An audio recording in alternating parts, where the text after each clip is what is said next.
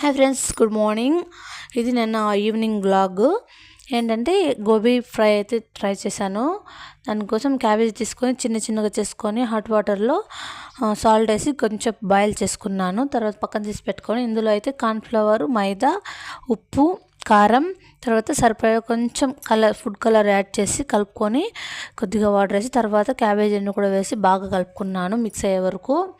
అది బాగా మిక్స్ అయిన తర్వాత డీప్ ఫ్రైకి సరిపడా ఆయిల్ స్టవ్ వెలిగించి కడాయిలో ఆయిల్ వేసుకున్నాను. తర్వాత ఇది కొద్దిగా వేసి లైట్గా ఫ్రై చేసుకొని పక్కన తీసి పెట్టుకున్నాను. ఒక 3 టైమ్స్ అయితే సరిపోయిందనమాట. తీసి ఫ్రై చేసుకొని పక్కన పెట్టుకున్నాను. అంతలోప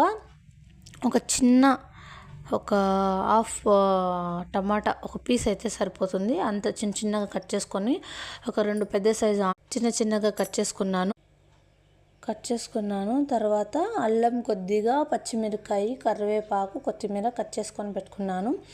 కడాయి పెట్టి ఆయిల్ ఫ్రై అయిన తర్వాత ఆనియన్స్, టమాటా, అలాగే పచ్చిమిర్చి, అల్లం అన్నీ వేసుకొని ఫ్రై చేసుకున్నాను.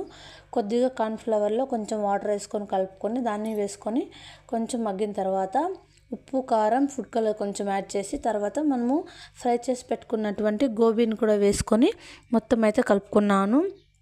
చాలా బాగా వచ్చింది. మన ఇంట్లో ఉన్నటువంటి ఇంగ్రీడియంట్స్తోనే చేశాను కాబట్టి ఇంకా బాగుంది. Thank you so much for watching.